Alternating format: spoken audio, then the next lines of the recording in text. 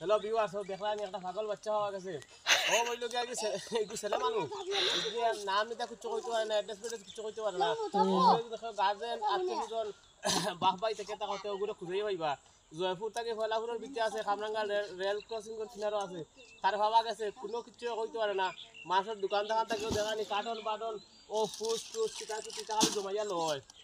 ও দেখো ও টাকা দিয়ে আনে, মাছের দোকান দোকান থাকি জমায়, কিচ্ছু কইতে পারে না, মারতে পারে না, মানে তার যেইনে কাম করে না।